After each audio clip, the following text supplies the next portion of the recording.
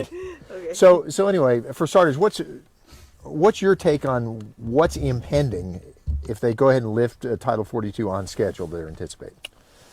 Well, let me say we're down here in Douglas, right? I was visiting the port of entry, which is so important for our economy here in Arizona, southern Arizona, but also Arizona in the Southwest.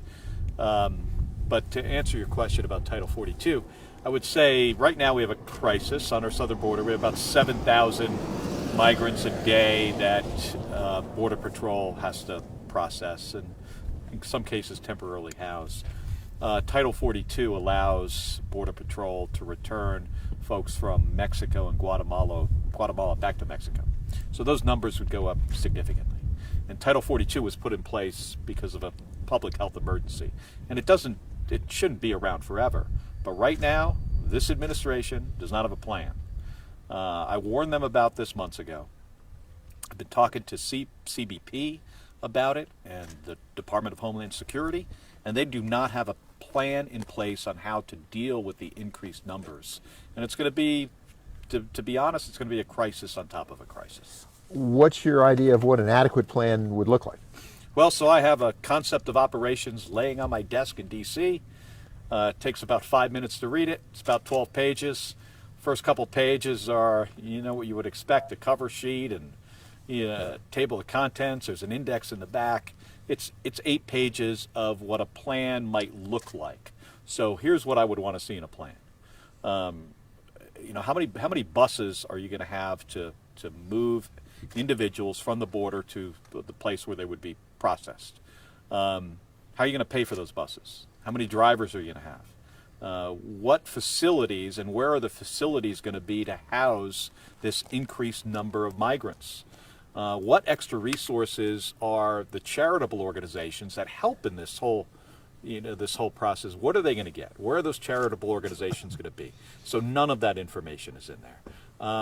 So what we're going to see, unless this is figured out between now and May 23rd, is you're going to see potentially a humanitarian crisis here at the border. Well, they had a jam up for processing even before you had this prospect of even more pent up demand than usual. Yeah, that's true. And that's it. And that's why I say this has been a crisis already. You look at the numbers here in Douglas, the number of individuals that are returned to Mexico through the Douglas port of entry under Title 42. You're talking about somewhere in the neighborhood of about 30,000 a year. So those will be 30,000 more individuals that this port of entry will have to hold for a longer period of time and then figure out where does this individual go. The bottom line, what we need here is a better process that also includes getting cases adjudicated.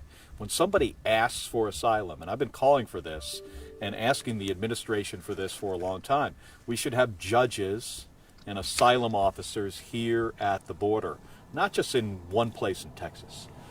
At ports of entry, near Border Patrol stations, so we can get individuals' claims for asylum adjudicated.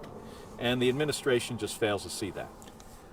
What can you do as a member of the Senate to try to make some of this happen? Well, I've got legislation. I've got Senator Portman and I have bipartisan legislation called the Border Response Resiliency Act that'll require that DHS has a plan, provide $1 billion to make sure that they have the resources in place to handle when we see surges in migration. So we've got to get that legislation passed. I've also got legislation with Senator Langford from Oklahoma, bipartisan legislation that requires that the administration has a plan on what they're going to do before they lift Title 42. Senator, you said that you've given the administration advice on not lifting the Title 42 for the moment. Have you met with the president face to face to tell him what's happening here? I've talked to the president about the border. And yes. What has and Ali Mayorkas I talked to rather frequently. The Secretary of Homeland Security, I've shared this with him. So I've shared this with the administration. And what has been the reaction, pretty much? So far, unacceptable. I would say they understand that they might have an impending problem, I don't think they've come to the realization of what level it will be, and that it could be a humanitarian crisis. This isn't good for the migrants. I mean, it really isn't. I mean, folks, we want folks that are coming here and asking for asylum to have a humane process that is not years long. It should be rather organized and in a reasonable period of time. But when we're anticipating the number of folks that are apprehended at our southern border to go from 7,000 a day to 18,000 a day, Border Patrol is having a hard time dealing with 7,000 a day.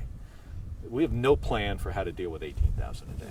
Did you ride with the sheriff this morning on I the did border? with Sheriff Daniels. And right over here, I imagine, did he explain? I guess he talked to you about the load car situation we have here in Cochise County. Yeah, we talked about that. Okay. And we were even looking at some of the advertising that these organizations do to recruit what are often high school students in Phoenix to come down, and they get paid, potentially a lot of money in some cases. In some cases, they're not paid anything to move folks from here, further north in Arizona. Yeah, that seems to be an issue that's pretty bad here in Cochise County. Is the administration It's very aware? dangerous. I mean, they were talking about that, and what do they, have to do to, to reduce the likelihood of folks getting killed in high-speed chases. It's a dangerous situation. Very. Especially when you look at the level of bureaucratic inertia you could run into on this thing. Well, May 23rd is real close. I mean, that's everything in government, right? I mean, Washington does not move at the speed of the space shuttle, which is what I used to, fly. It's not 25 times the speed of sound. I mean, it is slow. Everything. I mean, I've called for Homeland Security to close some of these gaps that are down, especially in the Yuma area. Morales Dam, gap in the wall. It's like a 60-foot gap. You have border wall. I don't know if we can see it from here, but miles in one direction, miles in the other, and then you have a 60-foot gap. Just close it up. I mean, the wall is not everything we need for border security. We need the cameras, the sensors, and I was, talking to the Border Patrol chief that runs the Douglas facility here, and it's an all of the above approach. Border security means you got to have more agents on the border. You got to have lighting. In some cases you'll see the truck up here. They'll have a radar on it that can detect individuals coming across the border. Sound sensors, camera systems, the wall system, where it makes sense to have that. It doesn't make sense in Guadalupe Canyon, as an example, off in that direction, a number of miles. It doesn't make sense everywhere, but in places it makes sense, you need it to work. And all those things together make it easier for Border Patrol to do their job.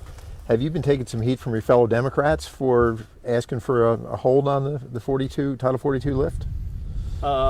Heat? No, I mean, how do you want to describe it? They've got different opinions about this. I certainly do not agree with all the Democrats in the United States Senate, on this issue, but also on a lot of other issues. What do you think are the chances that it will be lifted or not lifted? I don't know. If we get this legislation passed, which is a challenge, right? To have the votes, to get it to the floor. I mean, the United States Senate can only seem to do one thing in a week. I mean, in a week, one thing. There's not a lot of multitasking going on in the U.S. Senate.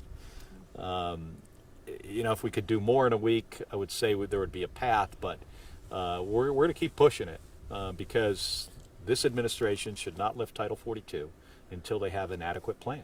I mean, I come from a world where you plan for the expected, and then you also plan for the unexpected. You have contingency plans. There's no contingency plan here. Why is that? I mean, why is it? Why do you think they didn't plan for something like this? We often hire people in government that, maybe they've been in government too long. They haven't been on the outside world where you actually have to make things happen. We have to accomplish a mission and a goal. And I think we often lack that in government. Because, I mean, they knew they had a backlog even under normal circumstances without Title 42 stacking them up. Right. Yeah. So it's I would say right now it's likely that we have a more challenging crisis at the border, and it puts the migrants at risk, and it puts Border Patrol at risk, CBP, So this situation is not good for anybody. So, thank you. Thank you you. very much, Senator. Appreciate it.